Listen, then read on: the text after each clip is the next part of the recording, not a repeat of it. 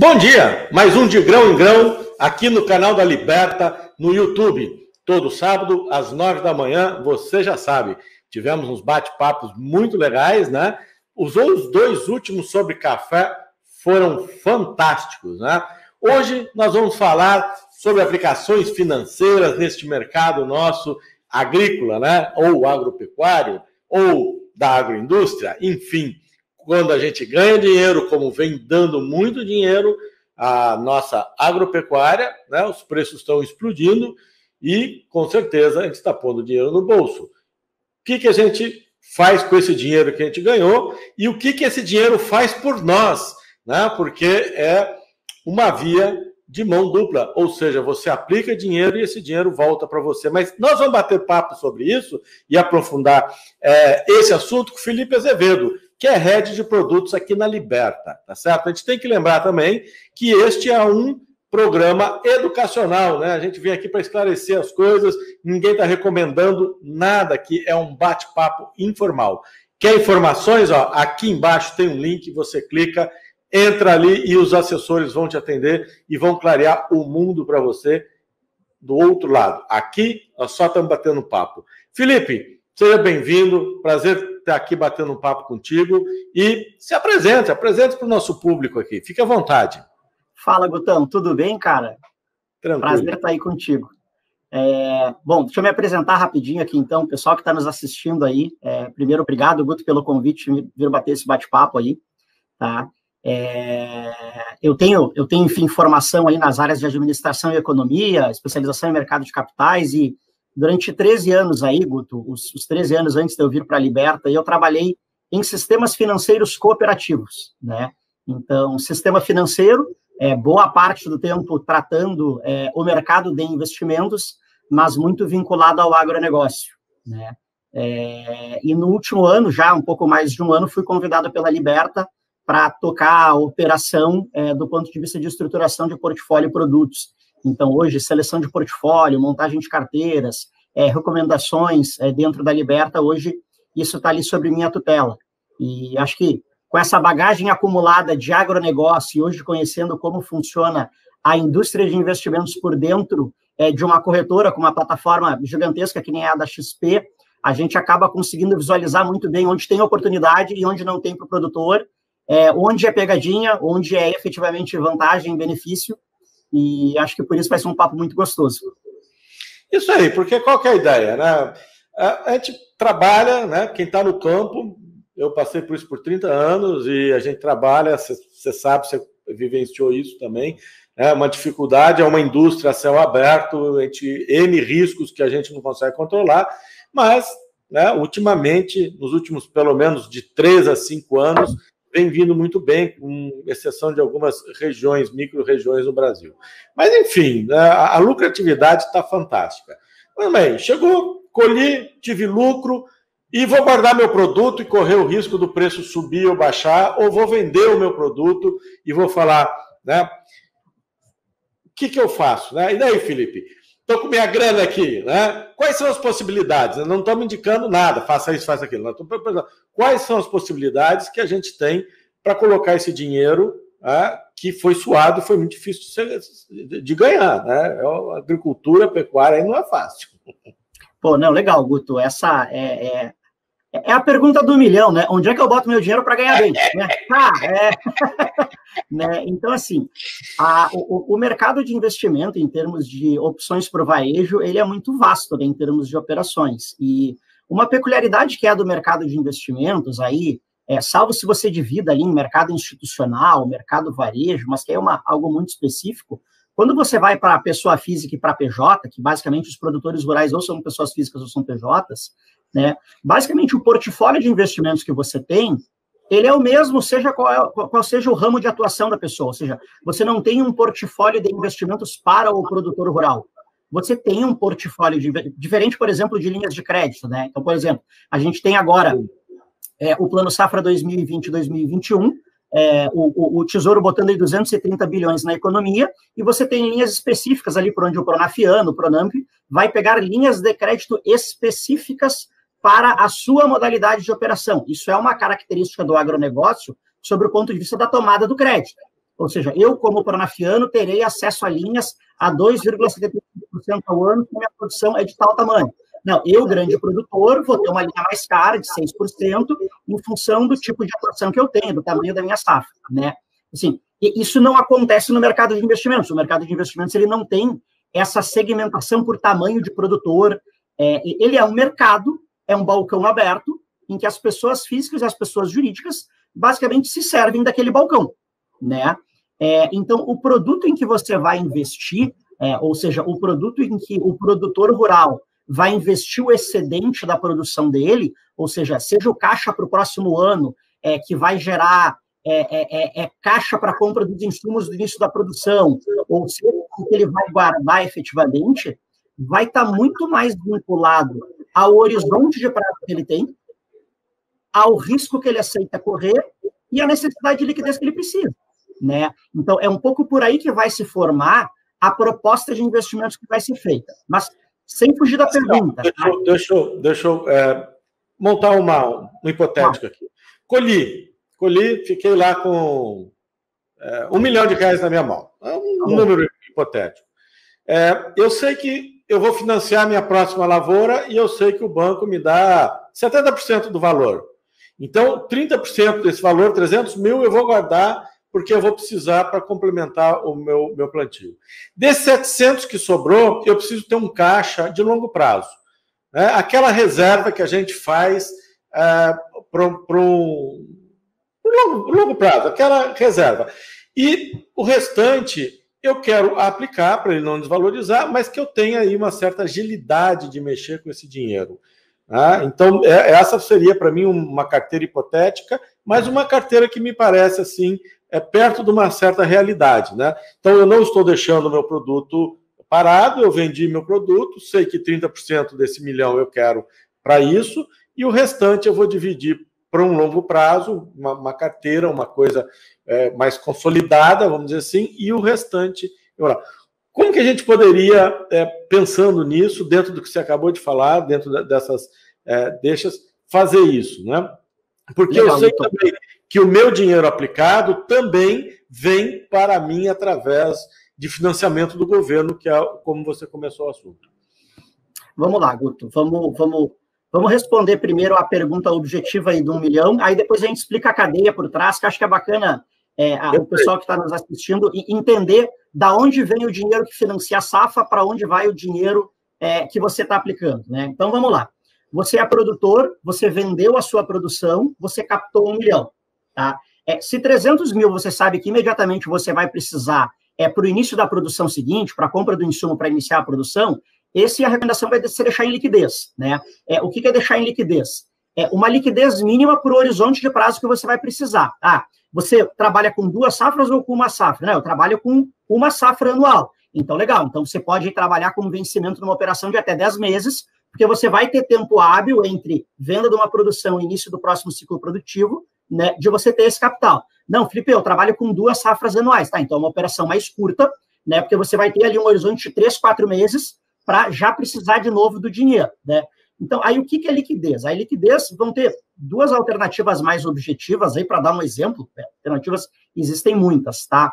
A primeira delas é um fundo referenciado a Selic, tá? Em que você vai manter o dinheiro em liquidez efetivamente. Aí o que é isso? É o que a gente chama dos fundos DI, né? O fundo DI, ele vai te dar liquidez imediata e ele vai basicamente aplicar em taxa de juros do governo, a famosa Selic, tá? Esse recurso, ele vai estar rendendo a taxa básica de juros e você, a qualquer momento, tem liquidez plena dele para sacar em dezembro. Ou seja, esse é liquidez imediata e total. Se você sabe que você tem pelo menos 4, 6, 10 vezes para deixar o recurso, você já pode buscar uma operação de renda fixa com esse prazo de carência. Né? Não, Felipe, garantia que durante 6 meses eu não preciso dessa grana. Tá, por um horizonte de 6 meses, eu já consigo taxas de renda fixa que vão me pagar aí 130%, 140% do CDI, por exemplo. O CDI, ele acaba sendo um indicador dos bancos que remunera muito próximo à Selic. Então, se você consegue ali para 6 meses uma operação de renda fixa que está pagando 120%, 130% do CDI, opa, você já está ganhando 20%, 30% a mais do que aquela primeira operação de liquidez que eu consegui, né? Então, à medida que você vai tendo prazos maiores, você vai trabalhando com um horizonte um pouquinho maior para essa parte da liquidez. Saiu da parte da liquidez, o que eu quero para a formação de reserva de longo prazo, aí a gente começa a montar uma carteira buscando auferir efetivamente ganho, tá? Aí você, pô, Guto, quanto você está disposto aí, como é que você lida com seus investimentos em relação à volatilidade de mercado? Ah, o que é volatilidade de mercado? Pô, vamos aplicar esses 700 mil agora. Se num curto espaço de tempo esse dinheiro desvalorizar um pouco, num longo prazo, objetivando ganhar, você topa? Você se sente bem com isso? Não. Deus o livre, Felipe. Eu não quero que esse meu 700 mil diminua nem pela minha próxima safra, tá? Então, vamos ser um pouquinho mais conservador, né? E vamos buscar alternativas de renda fixa de longo prazo, mas garantindo que seja só uma curva crescente. Uma curva crescente um pouquinho mais lenta, mas você não vai, em hipótese nenhuma, muito dificilmente, perder parte do seu patrimônio. Não, Felipe, eu topo botar uma pimentinha a mais. Pô, a gente pode começar a acrescentar fundos multimercado, vão trabalhar diversificação de estratégias, né? Um fundo multimercado ele já vai trabalhar estratégia de moedas, vai trabalhar N estratégias que permitem começar a rebuscar um pouquinho a carteira. Até perfis mais agressivos aí, Guto, que a gente pode montar já uma carteira vinculada a ações, pode botar uma proteção de carteira visando queda de mercado como ouro, dólar. Aí a gente vai montando a carteira, mas sempre entendendo o perfil do produtor, o como ele lida com o mercado e qual o horizonte que a gente tem para manter essa grana. Então, assim, é assim a dinâmica de começar a montar uma carteira para um investidor. Eu imagino assim, né? Um agricultor, ele é agressivo, né? Não é moderado nem conservador. Ele é agressivo, porque ele põe um monte de dinheiro, né, num monte de semente. Ele pode não saber que ele é agressivo, mas ele é agressivo. Mas ele é extremamente agressivo, porque ele joga uma grana violenta no solo, né? E depende de chuva, depende de sol, tudo bem que hoje existe irrigação, plantio direto, etc. Mesmo assim, né, ele é agressivo. Então, eu imagino que, por exemplo, no meu 700 mil, que sobrou 300, essa liquidez imediata, dinheiro de caixa, né? Mais os outros 700, eu imaginaria assim, um valor de reserva de 25%, que seriam 175 mil, outros 175 mil em alguma coisa moderada, né? E o restante no agressivo, tá? Porque eu gostaria de ver a minha carteira ter uma rentabilidade um pouco melhor dentro da realidade que a gente vive hoje, né? Eu sendo, entre aspas, agressivo sem saber que sou, né? Você acha que a gente conseguiria? Porque o dinheiro de caixa a gente vai ter o quê? Um CDI, né? Uma Selic, que você falou, que é uma rentabilidade melhor que a poupança, não é? Bem lógica, né? É basicamente para tentar não perder patrimônio, né? Hoje a Selic está, inclusive, dando abaixo da própria inflação, né? Do IPCA.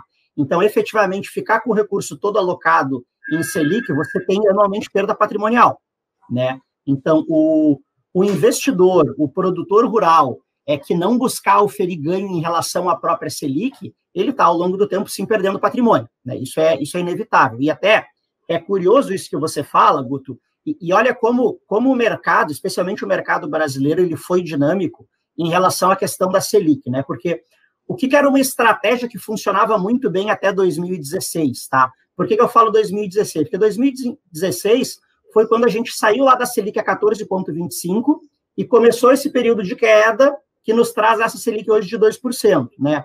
O que era uma estratégia um tanto quanto simples para o produtor, né? Ele fazia a venda da safra dele, imediatamente vendia toda a safra, pegava o capital e alocava em renda fixa. Ou seja, ele já tinha um ganho para a próxima safra de 14% ao ano. Ou seja, com a liquidez que ele gerava a partir da venda da safra, ele aumentava o patrimônio dele em 14%. Ou seja, não tinha muito o que pensar em termos de estratégia. Para que eu vou ficar correndo risco de mercado? Por que eu vou ficar com a minha safra estocada se eu sei que imediatamente, colocando o dinheiro em liquidez e aplicando em renda fixa, com segurança total, eu vou ter um ganho de 14% ao ano? E mesmo óbvio, Guto, aí que entra o que eu falei, né, que muitas vezes o produtor, por não conhecer o mercado, ele acha que ele está sendo conservador ou acha que está sendo agressivo. Vou te dar um exemplo. não raramente, lá até 2015, 2016, eu fazia alguns eventos em zonas de produção rural, e mais de uma vez eu já me deparei com um perfil de produtor que era o seguinte: não, Felipe, eu sou extremamente conservador. Eu vendo a minha safra e o que eu não consigo vender na hora a um bom preço, eu armazeno. Eu disse, olha, que legal, tu tem espaço de armazenagem? Não, eu alugo. Eu disse, então, que bacana. Então, assim, você está pagando silo de armazenagem, está pagando o galpão para armazenar um dinheiro, sendo que esse produto que você está armazenando é uma commodity negociada em mercado. Ou seja, você está pagando para investir em renda variável. É isso que está acontecendo. Porque você está pagando pela manutenção do grão, né? Você não está vendendo isso a mercado. E o preço da soja, o preço do milho, o preço da commodity, ele é influenciado todo dia. Bolsa de Chicago, B3, assim, isso está tudo negociando. Ou seja, o preço... A gente acompanha, Felipe, né, a oscilação que existe para cima e para baixo do preço. Ele está pagando para correr o risco, ele está pagando para ser um investidor extremamente agressivo. Né? Exatamente. A maior agressividade que tem para o produtor, Guto, é estocar a safra. Isso é ser agressivo, porque você está botando tudo em renda variável.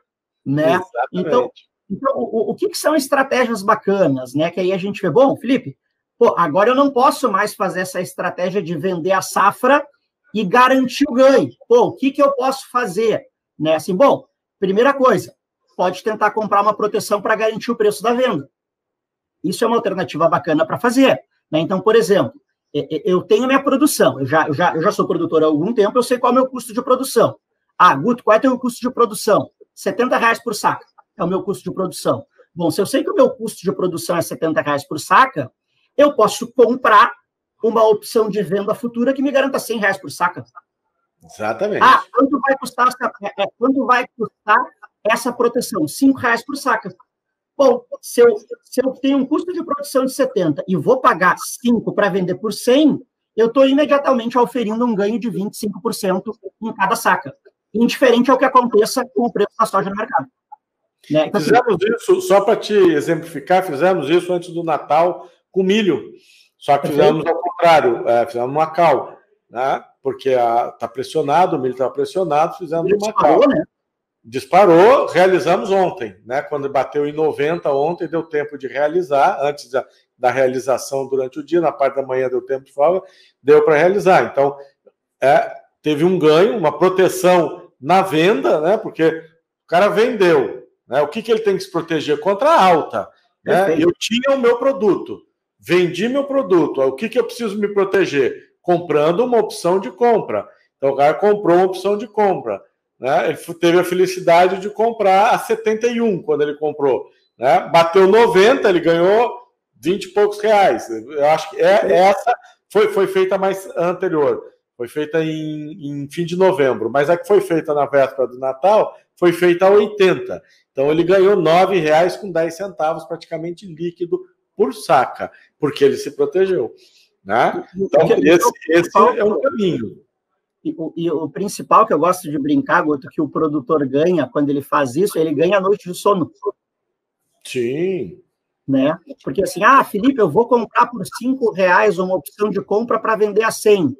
E se for a 120, você deixou de ganhar 20, mas assim, o seu custo pode ser 70 e a saca vira a 65. Né? Pode acontecer. Pode, claro que pode. Com certeza. Dá uma safra, dá algum problema no mercado externo, pode despencar. Não, é fácil. Vamos pegar julho de 2018, quando o Trump chegou e falou assim, sobretaxei a China, e a China falou sobretaxei os Estados Unidos. Tá? O preço da soja despencou por 2 anos. Começou a recuperar agora quando o Trump perdeu a eleição. Quando começou todo o processo, ela começou a recuperar, disparou de preço. Se você tivesse com a safra no mercado futuro, você estaria muito tranquilo, você já estaria com o seu preço garantido. Exatamente. Né? Então, é isso que nem você disse, o cara passa a dormir. Né? Você passa a dormir. Né? Muda. Imagina que você estaciona seu carro todo dia na rua. Você vai dormir tranquilo se o carro está sem seguro? Não vai, né? Você vai acordar de madrugada para tomar água, vai abrir a janela para ver se o carro está ali na frente, né? Exatamente. O produtor vai acordar às 5 da manhã, 4h30, para ver como é que está a cotação de Chicago. Como é que está Chicago hoje? Imagina, então, assim, poxa, isso não é vida, né? Assim, deixa isso, pô, né? Garante o preço da sua próxima safra, pô. Tem que ficar acordando para ver quanto viu o preço da safra. Não, pô, qual é o seu business? O seu business é a produção.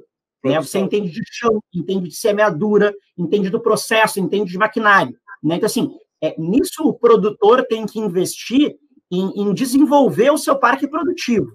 Né? Ficar especulando com o preço de saca, isso é ser trader. Você quer tradar, você quer fazer isso? É uma opção. É uma opção. Agora, sim, se isso não é algo a qual você é afeito e que você gosta, existem instrumentos dentro do mercado para você proteger o seu preço e focar basicamente no que é o seu negócio principal, né? Exatamente. Esse exemplo real que aconteceu agora, então veja bem, o cara vendeu a produção, ele vendeu o milho dele, 70 e poucos, no fim de novembro, comprou, gastou 4,31, se eu não estou enganado, por saca, então o custo dele foi para 74, saiu agora a 80, quanto estava ontem? 89. Tá certo? Ele não só dormiu tranquilo, como ele gastou R$4 de R$70 que ele vendeu. Quer dizer, para realizar todos os 60 e poucos reais de sobra, nós vamos colocar onde? Colocar numa aplicação que realmente é conservadora ou que realmente é muito mais segura, que é a ideia do quê? Da gente partir para um CRA, LCI, LCA, e aí é contigo. Essa é a tua praia. Legal, Guto. Essa parte bacana aí, quando a gente vai para portfólio de produtos mesmo, né? É muito bacana, porque o setor do agronegócio, pela imensidão que ele tem, ele próprio é originador de produtos de investimentos, né? Então, assim, a existência da safra, a existência do sistema produtivo, ela dá origem a produtos de investimento. Né? Então, assim, vamos começar pelo mais básico, tá? Que é a poupança, né? Tanto se fala da poupança, tanto se fala da poupança, né? O que é a poupança, né? A poupança é uma forma de geração de caixa que o governo criou para subsidiar indústrias produtivas. Quais são essas duas indústrias produtivas que o governo subsidia através da poupança? A indústria imobiliária e a indústria do agronegócio. Né? Então, por mais que o poupador, quando vai no banco, ponha o dinheiro em poupança, cada instituição financeira ela tem uma designação de tipo de poupança.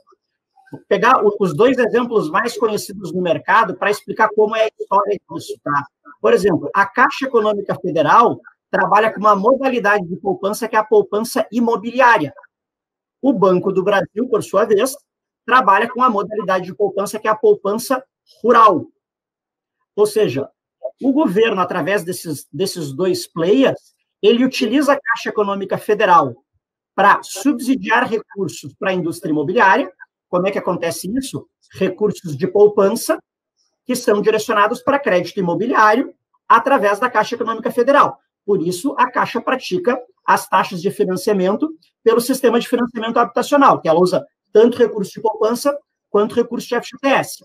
O Banco do Brasil, por sua vez, que é o outro braço para o agronegócio, ele destina boa parte de sua poupança para o setor rural. Para onde, especificamente? Os planos safra, né? Ou seja, o plano safra, por exemplo, de 2020 e 2021, que o governo está colocando 236 bilhões dentro do setor produtivo, pelo menos 130 bilhões desses recursos têm origem em poupança do Banco do Brasil. Mas cada banco, ele também tem a sua designação de poupança rural ou poupança imobiliária. O que quer dizer isso? Quer dizer que aquele banco, quando recebe o dinheiro de poupança, ele tem a sua poupança marcada para ir ou para o setor imobiliário ou para o setor rural. Então, o Banco do Brasil é o grande player de produção rural, poupança rural, a Caixa do setor imobiliário, né? Então, assim, por isso que se fala muito que, de alguma forma, a poupança ela acaba fomentando a indústria do agronegócio. Então, assim, a origem, efetivamente, desse instrumento, ela tem fundamento, mas ela tinha uma validade especial, Guto, especialmente porque o Brasil, durante muito tempo, trabalhava com taxas de juros muito elevadas. Então, imagina, eu sou produtor rural. Eu quero financiar a minha safra através do banco. Aí, imagina que eu tinha uma Selic a 14,25 eu ia no banco e o banco queria me cobrar 16%, 17% ao ano para financiar a minha safra. Puxa, a minha expectativa de ganho na safra é de 20% e eu vou pegar um financiamento com um custo de 16%, 17%. Nossa, se der qualquer coisa errada, eu quebro. Uhum. Se der qualquer coisa errada, eu quebro. Então, onde é que entrava o braço estatal? Fazendo o financiamento da produção via operações subsidiadas a 6%, 7% ao ano, com recursos de poupança. O que mudou nos últimos anos, Guto, que passa a tirar um pouco esse apelo do governo ter que intermediar isso? Com uma Selic a 2%, as próprias instituições privadas começam a colocar capital próprio para financiar essa indústria. Por quê? Porque, por mais que o Pronaf agora, com recurso de poupança, esteja passando a 2,75%, que é o custo mais baixo dessa safra 2020-2021, um banco com capital próprio, ele passando a 3%, ele já está passando isso a 150% do DI. Ou seja, ele já está inferindo ganho em relação ao seu próprio dinheiro. Ou seja, as instituições privadas começaram a entrar muito forte, financiando produção com recursos próprios. O que começa, de certa forma, a tirar a necessidade de uma intervenção tão forte do Estado nos setores produtivos, o que é o que acontece em qualquer lugar do mundo, né? Não é o Estado que tem que subsidiar o setor produtivo, né? É o próprio mercado que tem que se viabilizar. Agora, com uma taxa de 14%, não tinha como fazer isso. Agora, com uma taxa na casa de 2%, isso começa a se tornar viável. Sim, com certeza. Não tem como, né? O mercado tem que sustentar o mercado. Não é possível você ter que subsidiar, porque o agricultor, o pecuarista, ou seja, a agropecuária em geral, ela não quer ser subsidiada, ela não quer ser sustentada por um governo paizão, ela quer que o mercado sustente o negócio dela. E como é o mercado livre, né? O mercado livre tem que ser exatamente dessa maneira. Então, não dá, é inadmissível isso. Com os juros civilizados que nós estamos vivendo hoje, espero que isso seja por um longo prazo, existe essa viabilidade. Então, é o que você está dizendo. Antigamente, os bancos particulares não queriam bancar a agropecuária exatamente porque eles faziam a conta. Pô, é inviável o cara me pagar. Né? A agropecuária não tem um retorno desse tamanho para o cara... A preocupação, como você mesmo falou, né, Guto, o risco envolvido no agronegócio é um risco muito elevado. Elevadíssimo. Né? E aí você subsidiar um produtor com um spread muito baixo, com um risco muito alto, ninguém tinha interesse. Né? Por quê? Porque o próprio banco, deixando o dinheiro parado, ele também estava ganhando os 14% dele. Né? Então, por que eu vou emprestar dinheiro para você? Numa época, Felipe, que não tinha seguro. O seguro não funcionava. Tinha um seguro para inglês ver, né? Como se tinha... Não tinha georreferenciamento, não tinha drone. Como é que eu vou fazer seguro de uma área que eu não conheço? Né? Então, isso evoluiu muito. Né? Mas aí tem uma parte ali que eu acabei fugindo um pouco da pergunta, mas que eu acho que é legal compartilhar. Né? Então, assim, como esse mercado produtivo, como a safra brasileira é muito grande, né? Isso acabou dando origem a outros produtos de investimentos, né? Eu destaco dois aí para conhecimento aí do pessoal que nos assiste, né? O CRA e a LCA, né? Que tem os seus pares, que são o CRI e a LCI, né? Que são gêmeos, digamos assim, né? Sim. O CRA, que é o Certificado de Recebível do Agronegócio, que tem o seu irmão gêmeo, que é o Certificado de Recebível Imobiliário, e a LCA, que é a Letra de Crédito do Agronegócio, com a irmãzinha gêmea, que é a Letra de Crédito Imobiliário, eles são basicamente instrumentos de investimentos que usam como lastro vendas de produção. Ou seja, vamos pegar um exemplo. Tá? O Banco do Brasil, ele tem lá uma carteira de recebíveis do agronegócio de 100 milhões. Tá? O que são esses 100 milhões? É dinheiro do Plano Safra que ele emprestou, que os clientes do Banco do Brasil, ao longo do tempo, eles terão que pagar de volta para o Banco do Brasil. Ok? Você tomou um financiamento, você tem que pagar de volta. O que é um instrumento financeiro que dá origem a partir dessa dívida? A letra de crédito do agronegócio. Ou seja, eu empacoto isso num novo produto, em que eu vou pagar através da LCA, aí eu estou saindo do crédito e indo para o investimento. o que era uma carteira de recebíveis de crédito de 100 milhões, eu pego 60% desses recebíveis e capto novo dinheiro de 60 milhões de reais em LCA. O que vai garantir para o investidor que a instituição financeira vai remunerar o dinheiro dele? Essa carteira de recebíveis do crédito. Ou seja, como eu tenho aqui uma carteira de pagadores que vão ter que cumprir a sua carteira de crédito, isso vai dar origem a uma garantia de pagamento do investidor que teve sobra de dinheiro para botar numa LCA. Ou seja, a garantia que o banco vai dar para ele de que vai pagar a aplicação dele é a própria carteira de recebíveis que ele tem da operação de crédito. A irmã gêmea da LCI é a mesma coisa em bancos que têm uma carteira imobiliária. Eu tenho uma carteira de financiamentos imobiliários para receber ao longo do tempo, isso me dá origem a captar um dinheiro novo através de uma letra de crédito imobiliário. Ou seja, é um instrumento de investimento que usa como garantia de pagamento o lastro de uma carteira, seja do agro, seja imobiliário. Então, isso é a LCA e a LCI.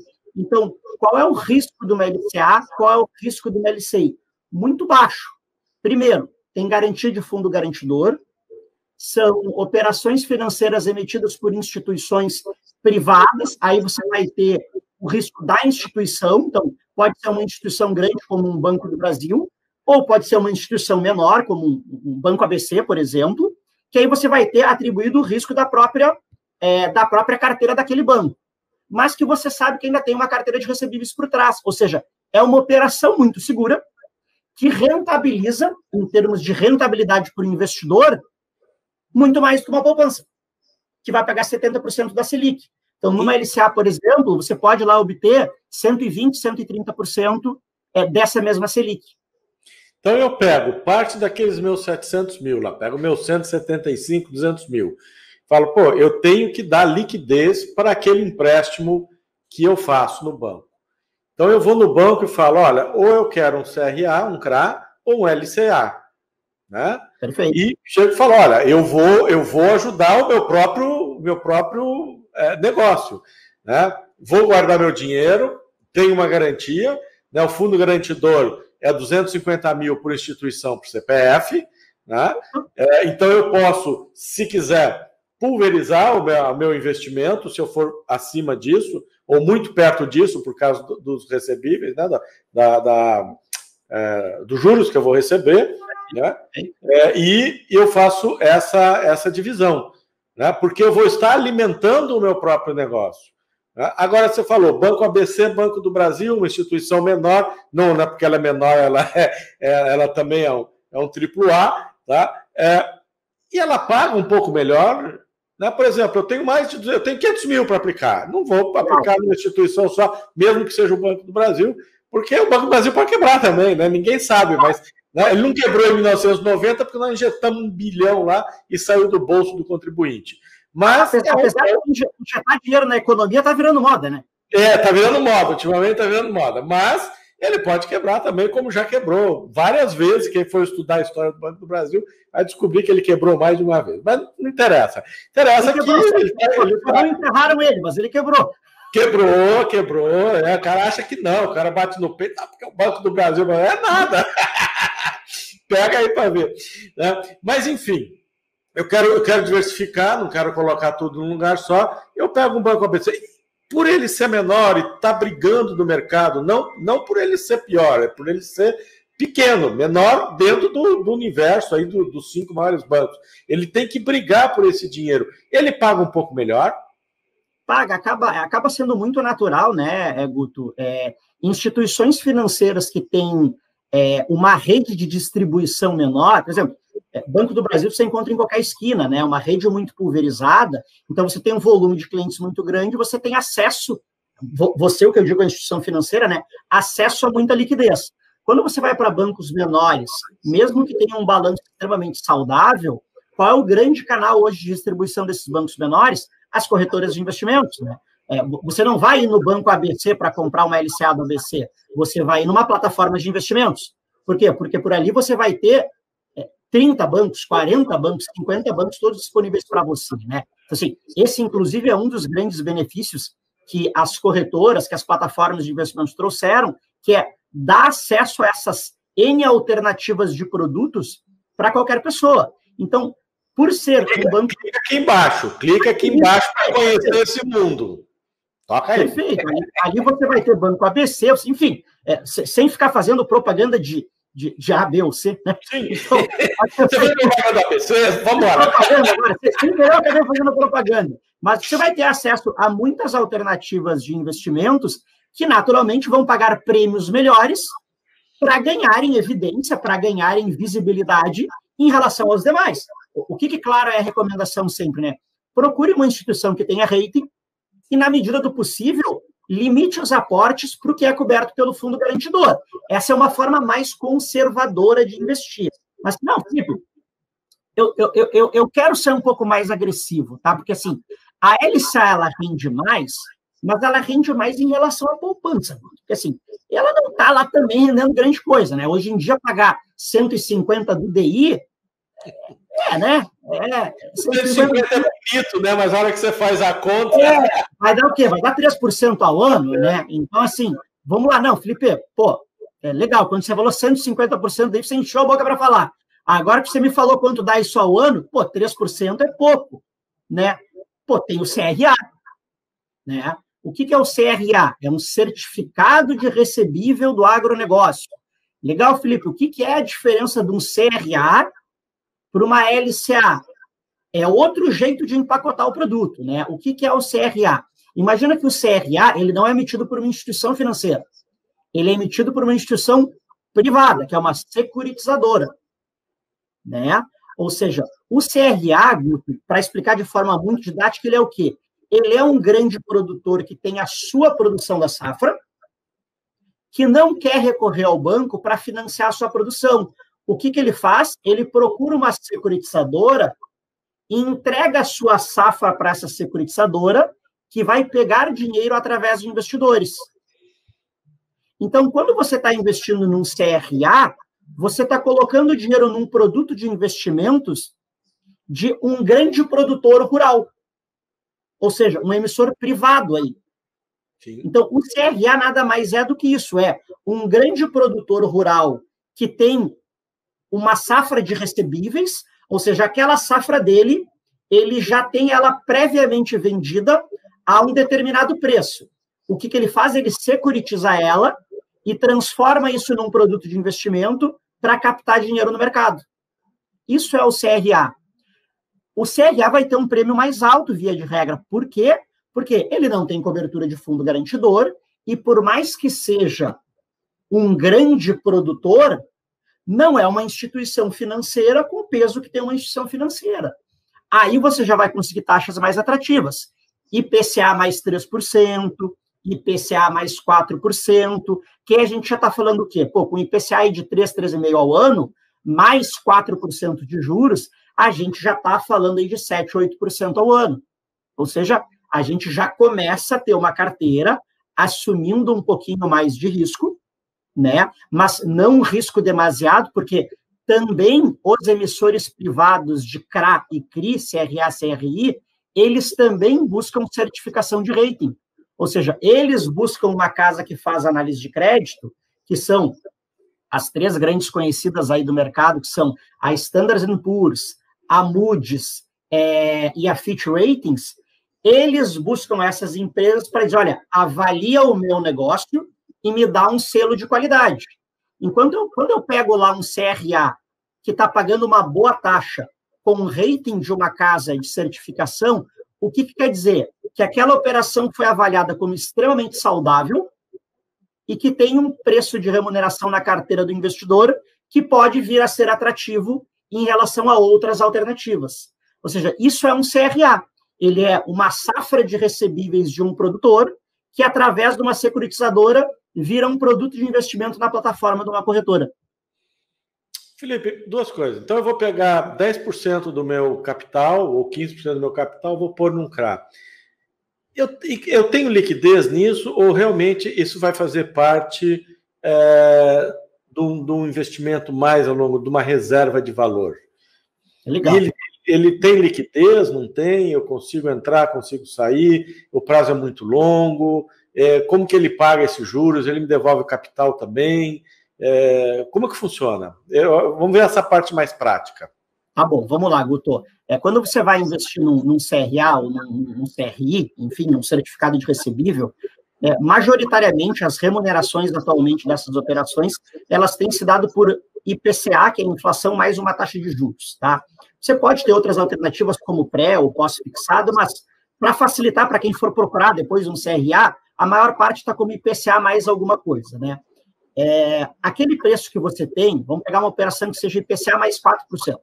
Tá? O que quer dizer aquilo? Se você entrar na emissão do papel e ficar com ela até o vencimento, digamos que seja uma operação que está sendo lançada agora, tá? Em janeiro de 2021, e que ela vença daqui 5 anos. Tá? Se você entrar agora e sair no vencimento do papel, ou seja, enquanto é o compromisso da securitizadora de devolver o dinheiro para quem ele emitiu, você vai ganhar exatamente IPCA mais juros, IPCA mais 4. Por quê? Porque você entrou no preço original e está saindo no preço da entrega final. Tá? Então, isso é o que a gente chama de surfar todo o preço do papel. Tá? Agora, você ia perguntar, Guto? Perdão. Assim, só queria deixar claro que é o IPCA do mês mais os juros do mês. É juros sobre juros. As pessoas, porque às vezes as pessoas, eu vou pegar o IPCA do período mais os juros do período como se fosse um pré-fixado. Não é. Tomar cuidado. É mês a mês. Tá? Ele é capitalizado mês a mês. Ele vai acruando, que a gente chama, né? Ele acrua mensalmente o valor do período.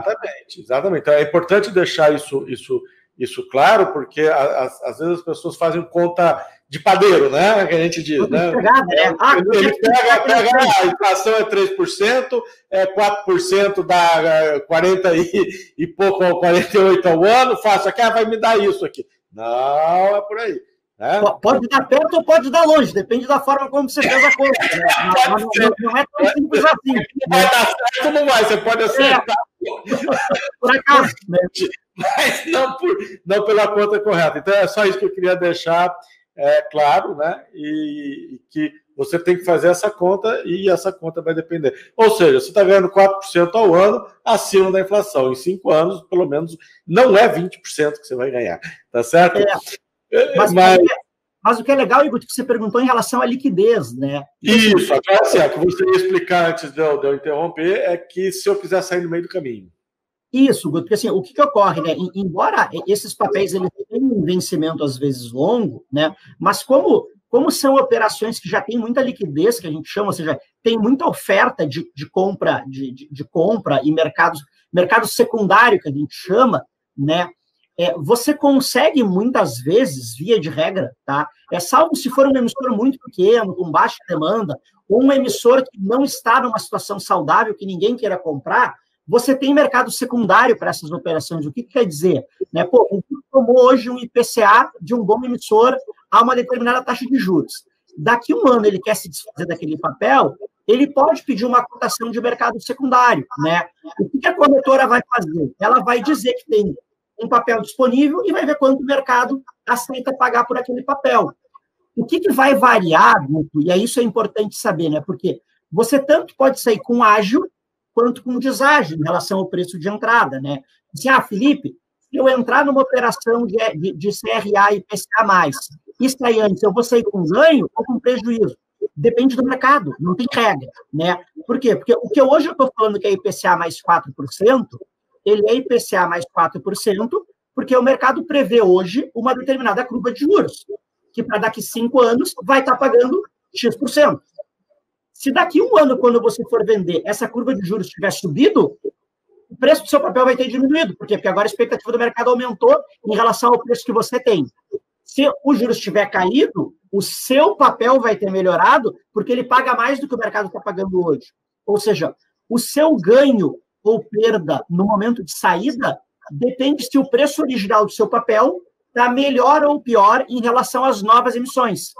Se você comprou um papel numa época em que o mercado estava mais caro, você vai sair com ágio em relação ao preço original. Se você está saindo com um preço inferior ao atual, ou seja, por que eu vou comprar do Guto uma operação IPCA mais 3 se eu tenho hoje o mercado vendendo IPCA mais 4? Você sai com deságio em relação àquela operação. Então, esse é o ágio ou deságio que define se está bom ou ruim para sair de uma operação. Mercado secundário tem, demanda existirem pessoas para tomar aquela operação, o mercado é bastante líquido, mas se sai com ganho ou se sai perdendo, depende da taxa de juros atual versus o que você comprou. Aí não tem resposta certa. Tá, então quer dizer que o ideal, se eu for investir num CRA, é chegar, não, vou investir para ir, o meu objetivo é até o fim. Mira o vencimento dele. Se precisar sair antes, existe liquidez, mas assim, não investe pensando em especular para sair antes. Pode dar certo ou pode dar errado.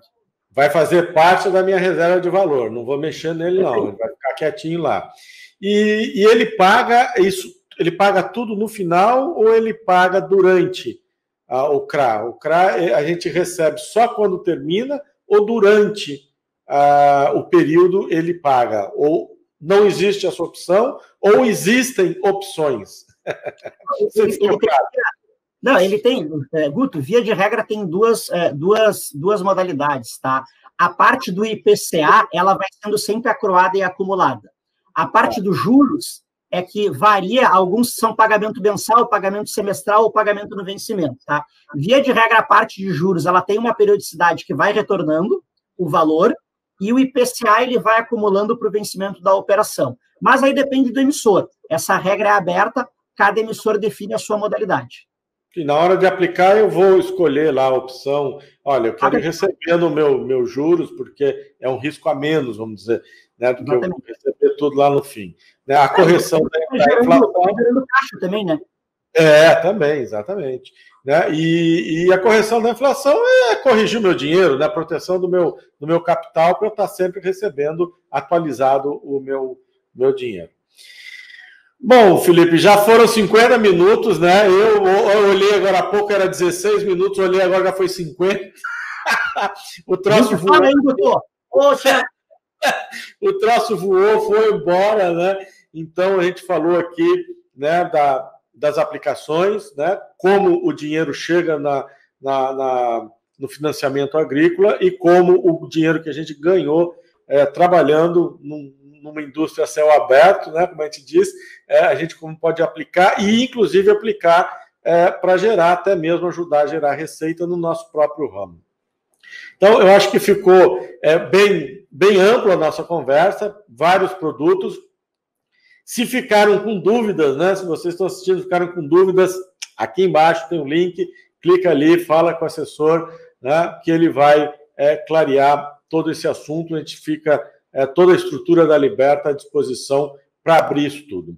Felipe, fica à vontade para fazer um encerramento aí, e eu agradeço desde já, vou agradecer depois de novo, a tua presença aí foi fantástica, né? Mas fica à vontade aí para fazer o encerramento, falar o que você quiser. Pô, Guto, primeiro, obrigado de novo pelo convite, é um bate-papo muito gostoso, tá? Eu tô achando fenomenal essa série de grão em grão, tá? Ela tá gostosa demais, fiquei honrado aí com o convite de poder bater esse papo com você. E assim, o recado principal, assim, que eu acho que é bacana passar aí para os produtores, né? Assim, zelem pelo seu patrimônio principal, que é a sua produção, né? Tenham um zelo pela produção, principalmente para você garantir a próxima safra, né? Então, assim, esse é o zelo principal que você tem que ter, né? Em relação ao excedente, né? Poxa, tive uma boa safra, consegui gerar um excedente, quero guardar esse dinheiro, né? Da mesma forma como eu brinquei ali atrás, que, pessoal, a gente não é especialista em trade, né? Foca no que é o seu core principal, que é a produção. Na hora de guardar o dinheiro também, na hora de montar o como eu vou guardar esse dinheiro, procura uma assessoria bacana, né? Então, assim, tem a Liberta, mas tem outras assessorias também, né? O que é o importante, né? Se apoie em quem conheça o mercado, para que realmente saiba apresentar as alternativas que existem, e são muitas alternativas para montar o que faça sentido para você, tá? Não tem um pacotinho pronto. Isso aqui é para o produtor. Não. Vai ter o que é legal para o Guto, vai ter o que é legal para o Felipe. Como eu falei, tá? Produto de investimento não tem pacote pronto para produtor rural. Tá? Vai depender da sua condição, do seu caixa, da sua safra, da sua liquidez. se apoie em quem conhece para montar algo que vá realmente proteger o seu patrimônio, porque a principal questão que a gente tem que observar, pensando no longo prazo, é o risco que você está correndo, não o quanto você está ganhando. Né? Essa é a mensagem principal que eu deixo aí para os amigos que estão nos assistindo. Isso aí. Cada caso é um caso, né, Felipe? Isso que a gente tem que ver. Cada caso é um caso. Não adianta, não existe pacote pronto para nada, né? Principalmente para aplicação financeira dentro das condições peculiares de cada um, né? Da região do país, seja lá o que for. Mas aqui, fechando mais um de grão em grão, fantástico. Mais uma vez, Felipe, obrigado. Foi assim, muito gostoso. Passou voando o tempo, nossa conversa aqui. Quem sabe uma nova oportunidade, aí a gente vem especificar alguma coisa a mais. Vai depender do quê? Vai depender das perguntas aqui embaixo. Encham a gente de perguntas, que vai ser o maior prazer a gente vir aqui responder todas elas. E qual outro assunto que você queira, também vem aqui, converse, deixa escrito, quer dizer, conversa não, deixa escrito aqui embaixo, né, que é um assunto específico que queira que a gente entre aqui para bater um papo, trazer alguém para conversar. Vou ficando aqui e até o próximo sábado, de grão em grão, na Liberta Investimentos no YouTube. Tá? Abração, até sábado que vem.